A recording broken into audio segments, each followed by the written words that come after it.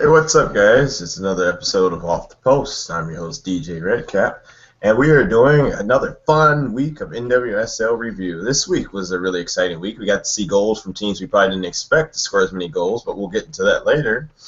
Let's go and see what everyone's been up to lately. It looks like Carl is hanging out with an old friend. We'll see what that's about in a bit. So, Jen Hayes, what have you been up to lately? I had a brain freeze. I'm sorry.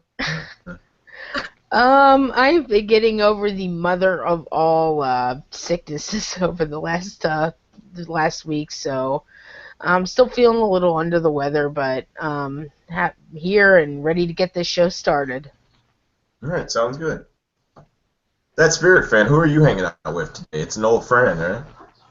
Yeah, I'm chilling out with Irene. As if I haven't been in a car enough over the past couple of days. We actually have a power outage right now in my area, so I'm just chilling outside in my driveway waiting for my power to come back on. So we're reuniting with Irene for the show today. Nice, nice, nice. Very good. Well, as you know, always, if you have anything you say to us, use the hashtag, not DJ Redcap, well, so talk. Here comes the big one, though. But if you want to know why kissing cars is illegal in New York, isn't that right, Jen Girl? Then please use the hashtag DJ Redcap, and we will inform you of all of the reasons why you should not commit this very vicious crime. So let's start the show, shall we? You are terrible, DJ! If I don't laugh at myself, no one else will. So we're going to talk about Orlando Pride versus Chicago Red Stars. We're going to go to you, Jen Hayes. Tell us what you thought about that game. I can sum it up in one word, most of it anyway. Snore. Yeah. This was probably the most boring game of the week, which surprised me because that's usually the Kansas City game, but this one easily topped it. As far as Orlando goes, they had a couple of really good moments in the box. They had some decent opportunities, but just watching them go on the attack, it was just so predictable. I mean, Yeah. I knew what they were going to do before they even did it. It was just basically the same old stuff, go outside, send it across or whatever. And, I mean, if I could pick that out, Chicago definitely could. And, they pretty much dealt with whatever players like Jasmine Spencer and Fields and Hagen, who's pretty much been kind of useless most of the season, but yeah, it was a really bad performance from the Pride, not connecting passes well, really stupid turnovers in worse spots. So yeah, nothing to write home about for them. As for Chicago, I thought they actually did a really good job controlling the midfield, which isn't really surprising since I think their midfield is much better than Orlando's. They were having most of the dangerous chances. Defensively, they were strong, even though Orlando was predictable. They were dealing with most of what Orlando was throwing with. Although I think they got away with one with Colaprico shoving Spencer right into another defender. And somehow getting away with that scot-free, but that's more on the officiating than a criticism of Chicago, other than why did they do that and they better not do it again. As for the Chicago goal, Sofia Huerta could not have placed that ball any more perfectly for Taylor Camo. I mean, it was right. It's right at the one spot where she needed to be. And then Camo doing what every coach tells you to do. Head it back where you came from, because goalkeeper's going to be going that way. It's harder for them to save. And that's what she did, and it's her first professional goal. She's one of the players who used to be a amateur. I still prefer to think of them as reserves. Right. And she used to play as a non-paid player last year to get a contract with Chicago, and with some players being gone, she's earning playing time and finally paid off with a goal. So that was a good moment for her. Again, not really that much to talk about because it wasn't that exciting of a game. and it got and they had to wait about an hour while they had thunder and lightning. So that and watching the Pride and Red Stars Twitters play Connect Four was pretty entertaining. So that was pretty much the most entertaining part of that game. Yeah, kind of a snooze fest. Hopefully the next game for these two will be more entertaining. That's pretty much all I I got. guess I just want to touch on what you said about Hagen. I actually thought this was going to be the year where she really had like a breakout and showed what she was about. But it seems like, as you said, she's just I don't know if it's just the way they play or like just connect, just not just not connecting for teammates, the chemistry. But yeah, I haven't been impressed with her too much, and I really was so high on her because so many people talked so highly of her when she was getting little call ups here and there, and just like expectations were so high, and I guess sometimes you just don't live up to those expectations. Other than that, I agree with you. It was a snore fest for the most part. I expect Chicago to usually control a lot of midfield, especially against weaker midfields, control the game like that. So overall, yeah, wasn't one of the best games of the week to watch. Let's move on to you, Jim Carl. Let's talk Seattle Reign versus Western New York Flash. Okay, yeah, this game was something. Seattle looked really good for me, which was really disappointing. Seattle, and this was something. Courtney and I were trapped in a car together for a ridiculous amount of hours this weekend, so we were talking a lot of soccer. Mm-hmm. And one of the things that she brought up was that Seattle lost the fewest number of players, and yet they're having a really difficult time. And I think that says quite a bit. I don't know if it speaks to how the other teams are able to cope with that adversity, or speaks to maybe Seattle needing to make some changes there. Yeah. But one way or another, they didn't play well. Whereas I thought Western New York actually had a pretty good game. I liked their dynamic on the field. I liked, again, their ability to overcome adversity and change dynamics a little bit and see that they've been missing a couple of players, and those players were kind of integrated back in now, and it was nice to see them get back in there and see how they changed the game and the pace of the team. So I think for me, maybe the scoreline wasn't a fair representation of the game. Good on both teams to get a point coming out of this one, but I think maybe given the Flash's performance, they should have won this one. That being said, Mela scored that early goal, and huge props to the Flash there, because in previous seasons, I think they would have just folded right there. Right. Having a goal scored on them that early in previous seasons, that game would have easily ended 3-0, 4-0. You name it. It would have been a blowout because the Flash previously didn't have to really step up on that. But they did this time around. Obviously, Jess McDonald got in there again and scored the equalizer, so both teams came away with the point. Hinkle, I think Hinkle not making the roster is going to be kind of like Crystal Dunn not making the World Cup roster. I agree. I think, watching what she did for the Spirit, I think Hinkle might, they play different positions, but I think Hinkle might have the same impact on the Flash this season. Her ability to move the ball is just fantastic, even from the back line. She kind of controls, at least in my perspective, when the ball gets to her, she kind of controls that movement of play. She's able to push forward if she has to, back if she has to. She just has so much maturity as a player now that I really look forward to seeing what she can do in the coming weeks. The game did get kind of chippy. We saw, I think, 4 yellows total. 3 were on the Seattle side.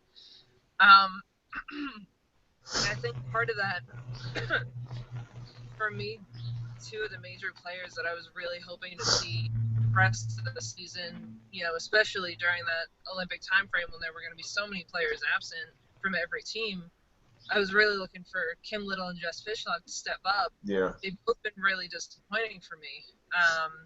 And I think some of that chippiness comes from them getting frustrated, and particularly Jess Fishlock. Jess Fishlock is one of those players that, absolutely wears her emotions on her sleeve. When she gets frustrated, it shows. The rest of the team can feel that frustration, and I think that does affect how they play. Once she started getting a little bit frustrated, I think the team as a whole maybe fell apart a little bit at the seams. But I thought the Flash overall did really well. They had, of course, one weak link that I couldn't let go because that just wouldn't be me if I let it slide. Yeah, Sanderson had a really, really bad game.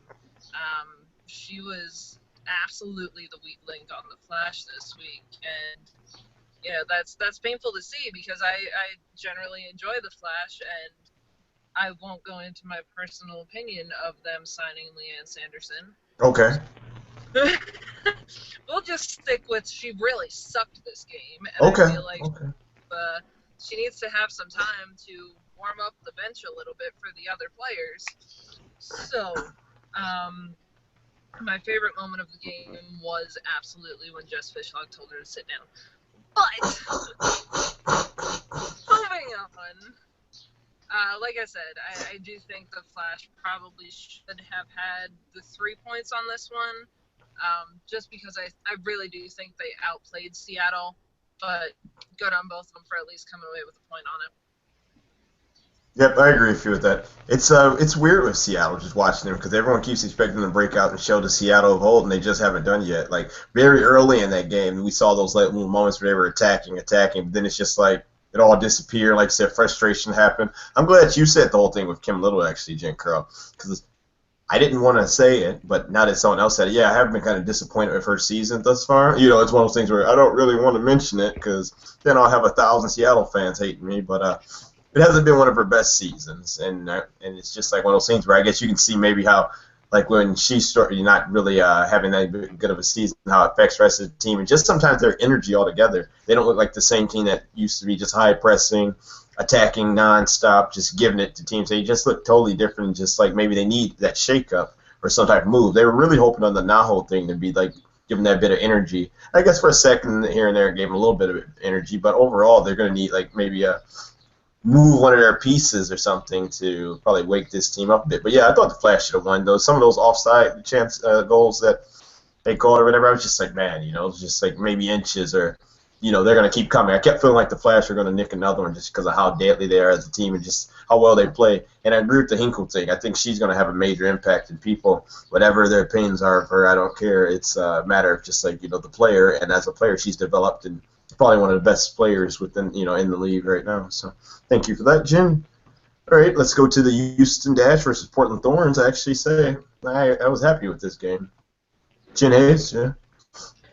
Oh, Houston goals. Where have you been for the last 2 months? It has been so long since they actually put the ball in the back of the net that I almost forgot what it felt like to see a Houston Dash goal. So nice to see them score. And you could just see the excitement on Rachel Daly's face when she got that first one and finally broke that long scoring streak. I mean, that just had to be a 1,000,000-ton weight off their backs.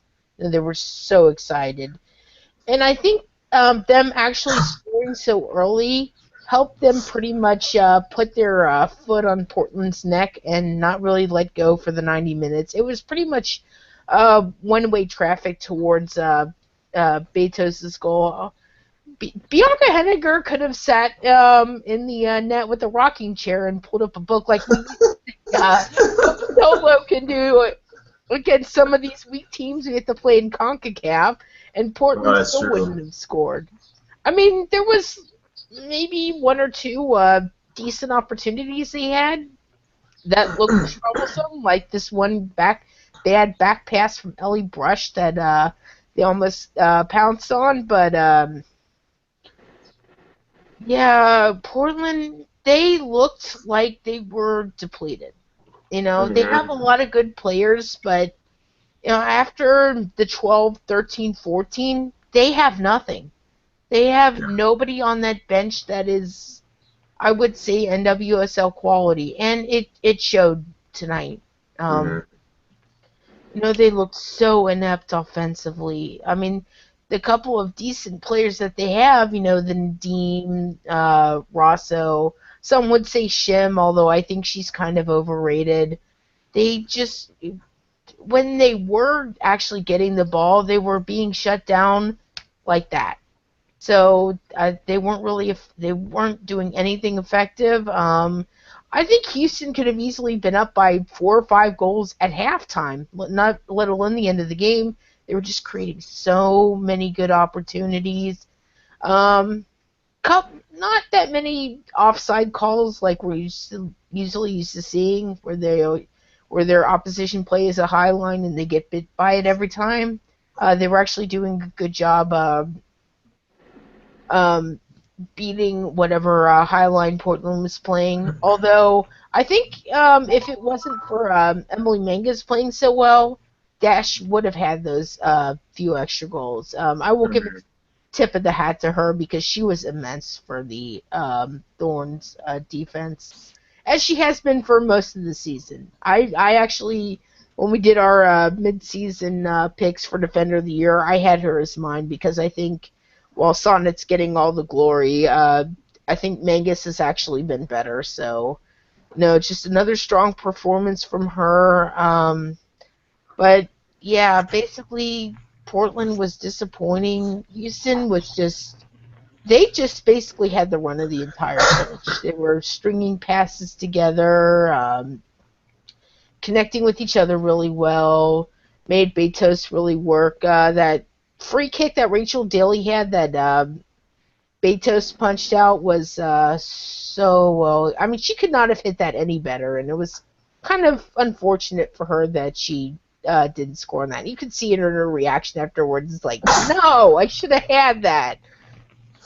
But yeah, good performance from her, and good for Kaleo High to finally get on the board and Right. because all season long she has been desperately trying to score and it hasn't been happening for her.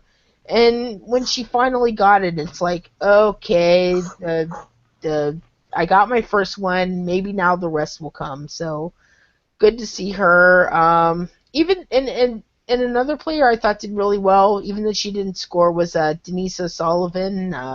Pretty much creating havoc. Oh, she owned that midfield. She was probably the biggest reason why Portland couldn't really get anything going. Her and Amber Brooks worked really well together. So it was basically the only disappointment was that Houston weren't able to further pile on, and Portland just they go back to the drawing board and take the next week because they're off this week. Take this and learn from this game and do better against Seattle in a couple weeks. So that's pretty much all I got to say about that. No, but I agree with you what you said. Yeah, it was just one of those games where I feel like with Houston they've had this coming because in the other games I've watched and just broke down with them, they've gotten in great attacking positions. They never really just finished a lot of times, or they would play themselves out of these positions. And I'm just like, what's going on here? But then finally, this was the game where they would get in those positions, they would take their chances, and they were scoring them. And it was like you said, Portland, you can see how depleted they are. They look like a team that's going to take a real big slide until their internationals start to slowly come back, which is sad because they look so good with all their international players, people on international teams there. So it's going to be rough for them. They're going to slide, and they're going to really be trying to, fight back, claw their way back up to the top four, which we don't know how far they're going to slide. Depending if they keep having games like this, is going to be a big slide. But yeah, for you, Here's one thing I did want to talk about that I just came to me. A lot of people are saying, "Oh, Portland only lost because they were so depleted." Did these people not realize that Houston is just as depleted as Portland? I mean, they called up 7 amateurs for this game. mm-hmm. They're missing a lot of players too. But the difference is they knew that this was going to happen, and they better prepared for the absences than Portland did. So I think that was probably what a big difference maker for them in this game. So just all I wanted to say. Yep, and no, I was just gonna hit on the Kalia Ohai. Like this has been a long time coming for her because she's that type of player where she finally showed that little creativity where she can just slide and break down a defense and score an amazing goal. So I think there's gonna be more to come from her. I was expecting her to play like she did yesterday, all season kind of type of thing. But now maybe this will be the time where she turns it on the rest of the season because I think that's a great player that's just waiting to burst into maybe the national team setting down the road. Let's talk about Sky Blue versus Boston. Jin, Carl. Boston makes me sad. Um, I finally, I will say that I've been watching them so closely because it's been driving me up the wall that I can't figure out what is going on with them. And I think I finally, like, this game really showcased it for me. Um, they just, they looked a lot better this game. Mm-hmm. Way better. They look so much better this game. But that being said, they were still having a lot of issue penetrating the box. And when they could penetrate the box, they got some really brilliant crosses in front of the box, but there was no one there to finish them. Yeah. I think that is probably one of the major issues that Boston needs to fix. You know, they're bringing in Dowie now, which I know DJ's really happy about. So maybe that'll be part of the solution to that. It will. It will. I'm hoping because they look so much better this game, and I'm so sad that they just couldn't. You know, they couldn't finish those chances for one reason or another. Mostly, it was absence of having players up in and around the box. That being said, they did have some good things happen. You know, my shining spot in Boston, always my little light in the dark half of their field, is Angela Salem. I for her. Yeah, I was so upset when the Flash waved her. I was even more upset when the Spirit waved her. She's such a hardworking player. She's such a smart player. You know, she knows where to position herself. She knows how to move the ball. She just is not always given the opportunity to do so. This game she was, and she scored that goal, which it was a messy goal, but it was a goal, and it was hers, and it was awesome. So there's my little shout out to Angela Salem. You know, I feel like this was another one where, like in Western New York, you know, there may have been one little weak spot, and Sky Blue was able to take advantage of that. And I feel like that one little weak spot this week was Westfall. You know, she did cost the penalty for her team. You know, taking down Leia Galton, but aside from that, and this wasn't necessarily her fault. There are always going to be players that are able to outpace other players, and she was definitely outpaced for a lot of the game, for sure. You know, she couldn't always mark the runners, and when she could, a lot of the time she got outpaced. But where a lot of players make up for that is in their ability to make quick decisions. You know, a lot of players recognize that, all right, maybe I'm not the fastest player on the team, but they make decisions that compensate for that and still manage to beat out their runners one way or another, if not in pace, in tactical ability.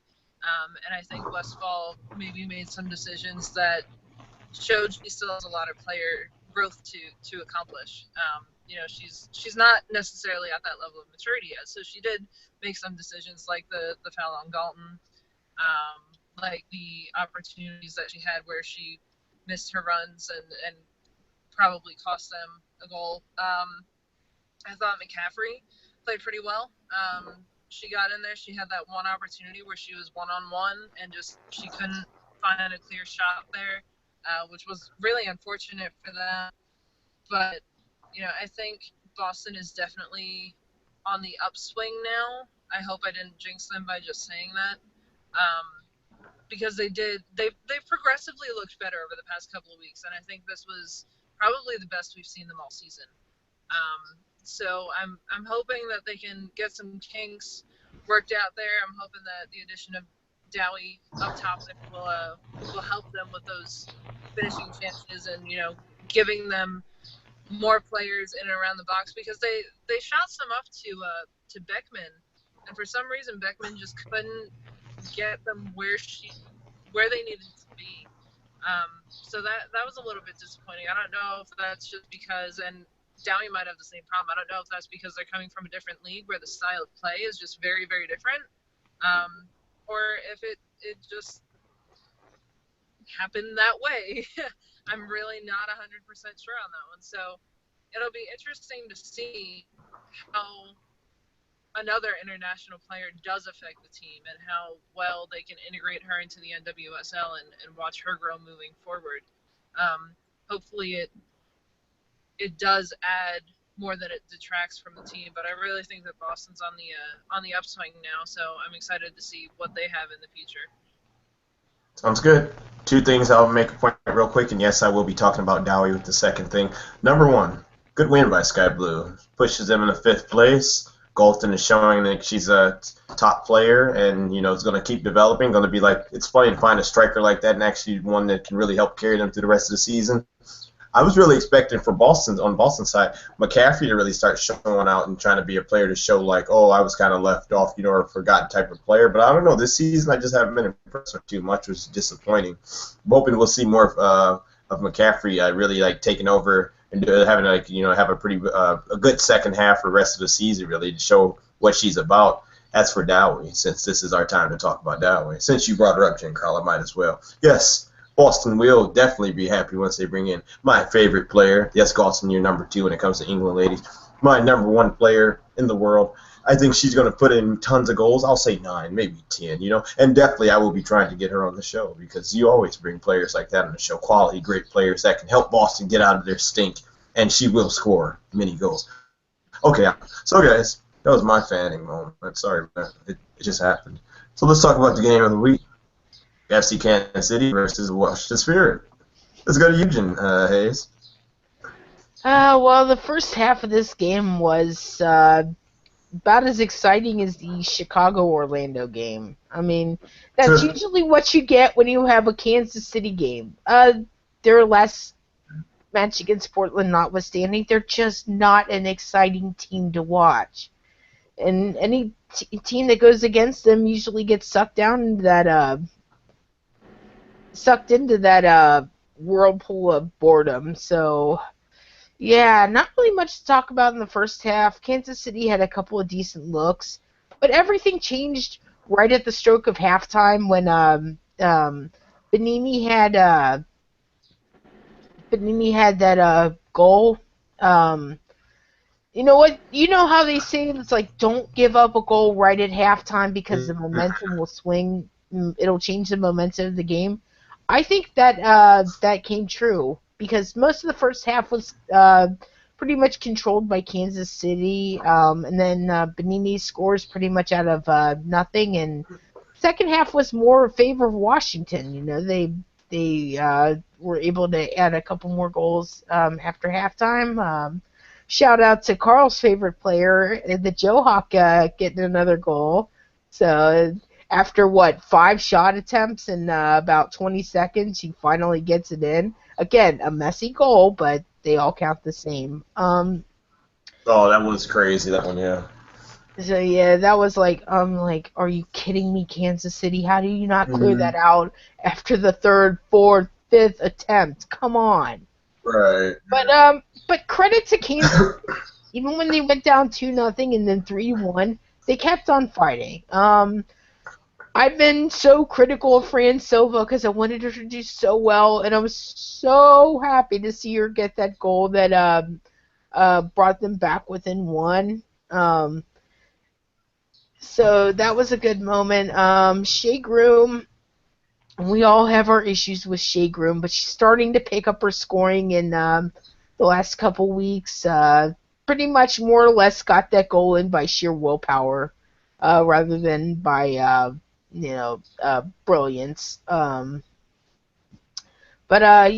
it was credit to Kansas City that they didn't just roll over and die after they went down 2 goals twice. They kept on fighting, picked it up after the second Washington goal, so that was really nice. And basically, the theme was this is good for any coach should take this game, show it to their youth teams, and say this is how you do not defend set pieces. On Yeah. both sides, it was tragic. It was horrible. I mean, seriously, you would think after the last time these two teams played, Kansas City would work on defending set pieces, and it was pretty obvious that they didn't. Because I think they gave up all 3 goals on set pieces, and that is just inexcusable. I mean, 1, yeah, but then 2, 3, come on. It's inexcusable at this level. And Washington weren't angels either. You know, Kansas City had their own piece opportunities that Washington failed to deal with, and they got punished for it. But I think overall it was kind of a tale of two halves. Very little going on in the first, a lot going on in the second. I think on balance, Washington maybe deserved the 3 points, but I wouldn't have complained with a draw either. So it was a good win for Washington. Keeps them up in the top 3. And they do have a couple games in hand on Portland, so being tied with them and having 2 games on hand. So, excuse me. I think they put themselves in good position. As for Kansas City, I hate to say it, especially because I picked them so high, but that might have been the last nail in the coffin for any chance of defending this title. So. Tough win for Washington, bad result for Kansas City, and on balance, it was better than some of the other games of the week we've had. So it was pretty good, and I agree. Carl. Yeah, I think she's having technical difficulties. As you know, guys, who's ever still watching, she was broadcasting from her car. So who knows? She could have lost her Wi-Fi connection if she was doing it from a hotspot or something. But yeah, I agree with you on a lot of those things. It was just weird though. Like the set pieces were just an absolute mess. And it's funny. I was like, Kansas, the Spirit had more chances and that one opportunity than FC Kansas City might get for the rest of the game. It was just like an absolute, just like what happened? And then a goal comes out of it. And it's like you have to clear that ball one way or another. Yeah, Groom, she's still scoring and stuff, so I guess that's good. I felt like Erica Timrack had a little bit of a better game too. She started a little bit more each time. I think you're going to need a lot more out of her specifically. Maybe my expectations are too high for her, but I just expect a little bit more out of her to help this team. But it's like I feel like there's not much else they can do at this point. And I really wanted to hear what Carlson had to say about the game since she was actually at the game. So she comes back, you hear a lot bit from more, hear what she thought actually being at the game live and her opinion on things. But yeah, I just feel like it's over for FC Kansas City. They put up a decent little fight for them, but overall, I mean, they just ended up having the same issues that we thought, the whole season. Just not enough bite, not enough attack. Defense at times is just failing them, and then just a lot of the games they just couldn't score.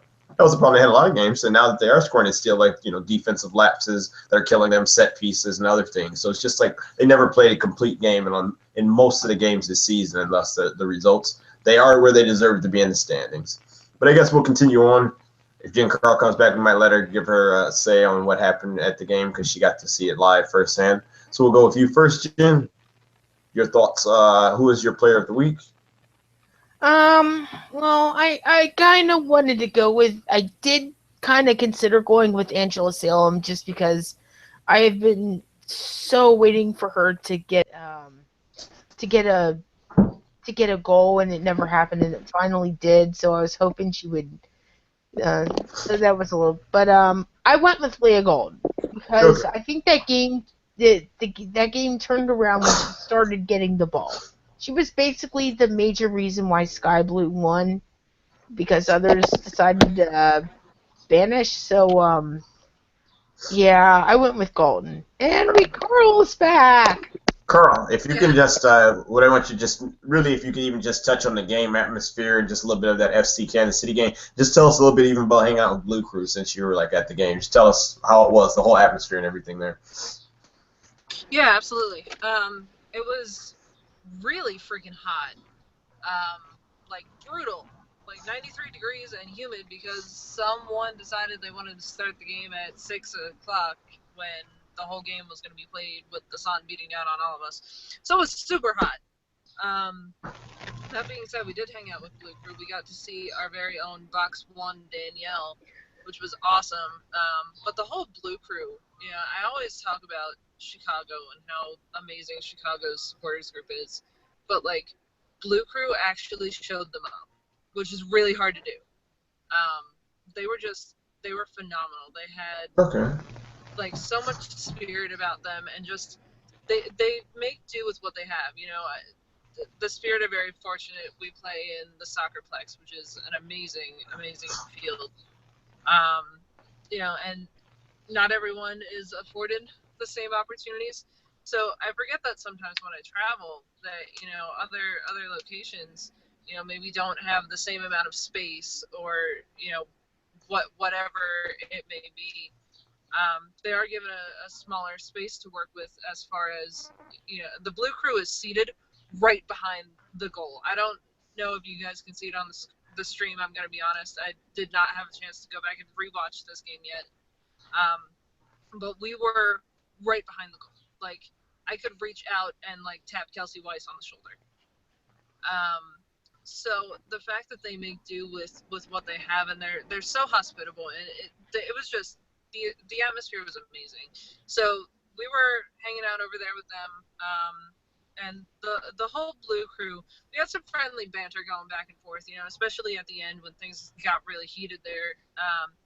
We had a lot of friendly banter between the two of us, but it was definitely just wonderful to be in that atmosphere. One thing I will say is their reporter there is a little bit old school, and kind of called out the fact that there were Spirit fans sitting with the Blue Crew. But, to me, that was such a good thing, especially for that game. Aside from us personally knowing Danielle, had we just been random Spirit fans, the fact that everyone in Blue Crew was so welcoming, so inviting. One of them, you'll have to forgive me, I'm really bad with names, so I don't remember all of their names, but one of them, like, came over and started fanning us because we were dying of heat stroke. So she came over and, like, started fanning us, and we were all just hanging out together, and it was a really good time. So they really make the atmosphere there phenomenal.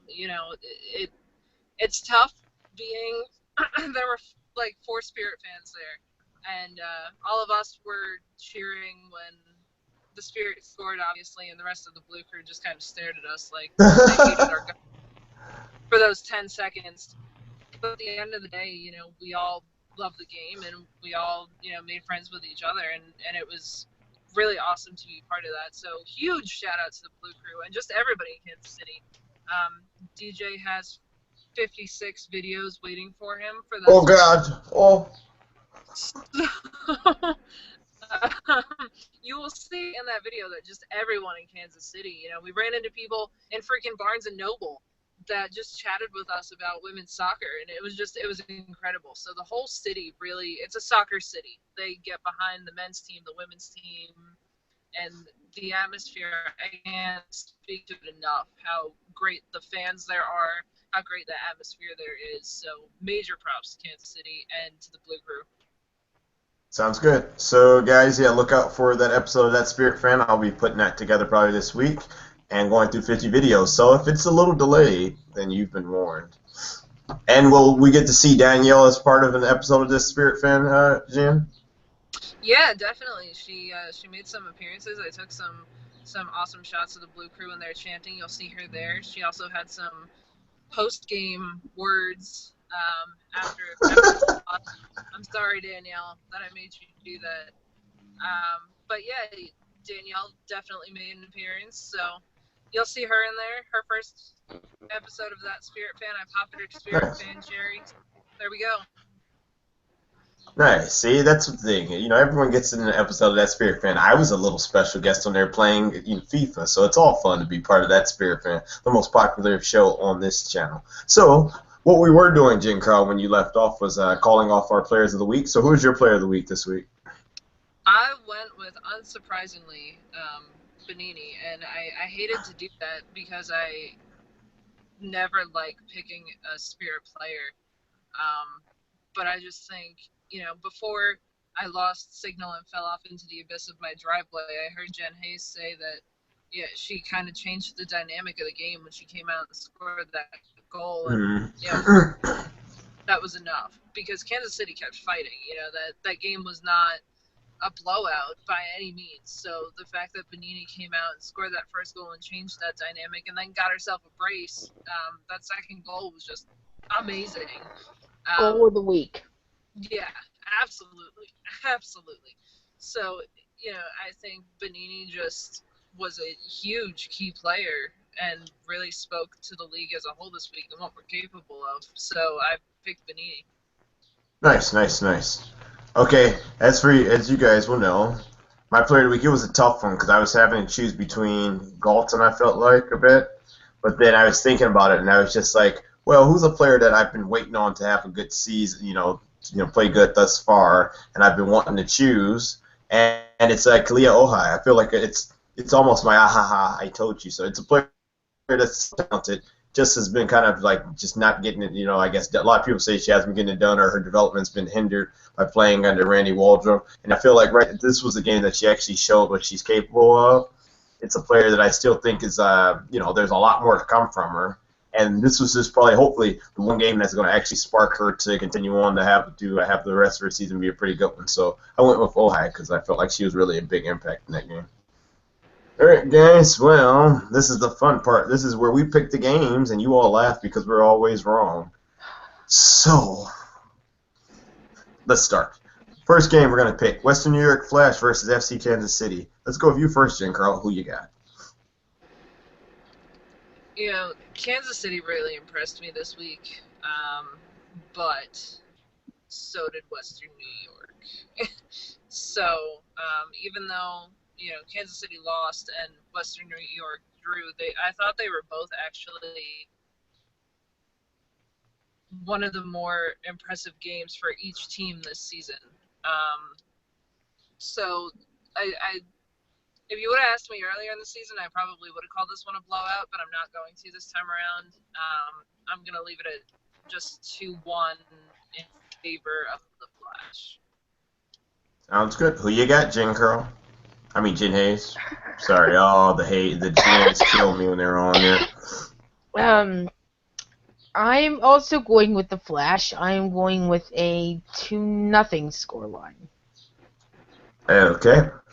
I think I'm going to go with the Flash because even in these, with FC Kansas City playing a bit better, I still don't trust them to win a game against a good team. And the Flash are just a team that seems like no matter home or away, they can have good performances. So I think I'm going to go with the Flash to win this game.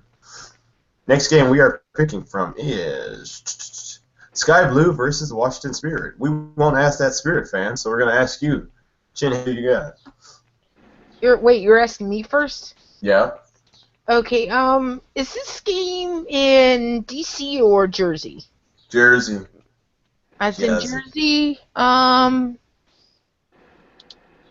gonna go 2-1 Spirit, only because they won the last time they played in Jersey, and Sky Blue is probably not gonna have Rocky because she's probably going to be with the Costa Rican national team for the friendly against the U.S. on Friday. So I'll go 2-1 Spirit. Who you got, Carl? I'm also going to go 2-1 Spirit. I didn't hear you guys talk about the Spirit game, obviously, but one thing that I noticed this week was that the Spirit D-line has a lot of issues when it comes to set piece defending. I did say that. Okay, there you go.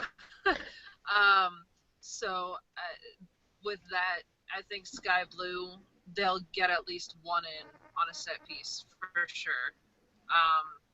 So I'm going to go with 2-1 in favor of Washington. Yeah, this is a game where I still feel like Washington's the stronger team, even though Sky Blue's really rolling. It'll be tough. Even though we scored 3 against Boston, it was against Boston, as everyone says, into this season. So I think the Spirit will still get this one and they'll beat us. But like I think it's going to be a good game. I think we'll actually score. So I'm going to go with the Spirit on this one, just because I'm going with the stronger teams later as the season continues. Chicago Red Stars versus Houston Dash. Chicago. I mean, Houston had a good game, but I still don't trust Houston at all. Who you got, Jen Curl? This one's a tough one for me because I think Houston, much like Boston, might be on the upswing now if they can pull it together. So I think it's going to come down to who gets momentum early. If Houston can grab it early, and even if they don't score early, if they can just build momentum early on, I think it'll play out to Houston's favor. This game's in Chicago, though, isn't it? Mm-hmm. Yep, Toyota Park. Okay. Yeah, I'm gonna have to go with that old familiar scoreline for Houston then, and I'm actually gonna say 1-0 to Chicago because I think they'll be able to hold off the Houston momentum. Who you got, Hayes? I mean, Houston did beat them pretty convincingly in the opener.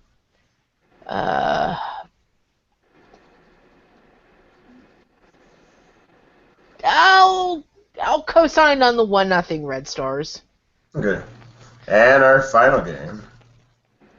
Seattle versus Orlando. Ugh. This is going to be a rough one, and it's in Memorial. Ugh. I don't know. I'll let you guys go first. Tim Carl, who you got? I feel like this game is going to be gross. Like, it's just... Yeah. I think it's just going to be a hot mess of just chippy soccer. Man, I want to see Seattle get their shenanigans together and freaking get Naho in there, do something, keep Jeff Fishlock from getting angry again. So I'm gonna 2-0 Seattle. All right. Who you got, Hayes? This is another game where a team is going to have a 1-game absence because Japan is going to be in Sweden playing a couple of friendlies, and new girl Rumi Itsugi was called up to the squad, so she will miss this game. And I don't know how healthy Rachel Corsi is going to be, so they might have some issues to deal with on the back line. So that's one thing to think about. But it's in Seattle. Orlando is missing a large chunk of their team.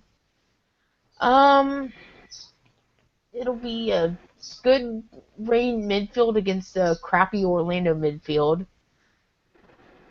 I'll go 2-1 Seattle, but I think Orlando is going to score, and I would not be surprised to see it come from Edmonds. But I think Seattle will take it 2-1. Yeah, I think Seattle's going to win. I mean, it's not going to be a good-looking game. This might be the boring game of the week right here. So I'll go with Seattle. I mean, it's like because I feel like this is the game I could see them winning, but I mean, God, like it's not a game I'm not going to be looking forward to it. So yeah, Seattle will win this game. They should win this game. That's actually our game of the week. Oh, for goodness sake! Sorry.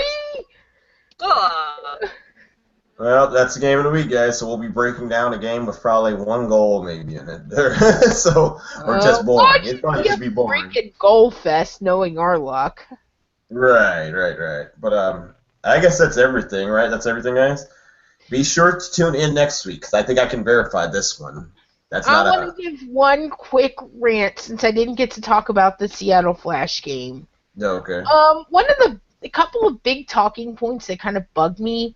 First of all, I was watching watching a video with Harvey previewing the 2 games against the Flash, and she was like, "Flash are not a team that are used to out shooting their opposition." I'm like, what? Really? They've had 2 games this year where they have been outshot by their opposition.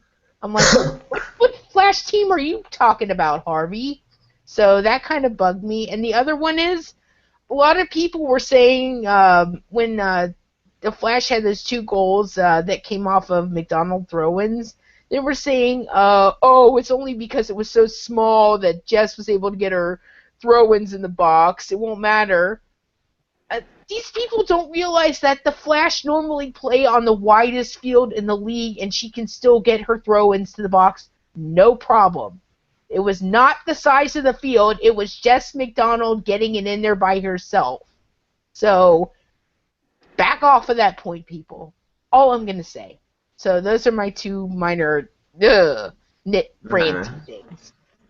So as I was saying, guys, there's going to be a special guest on next week from FC Kansas City. Be sure to tune in, and here's a hint, it's one of my favorite players. And I can verify this because they said they're verifying it. It's a lock. So be sure to tune in. You'll enjoy that.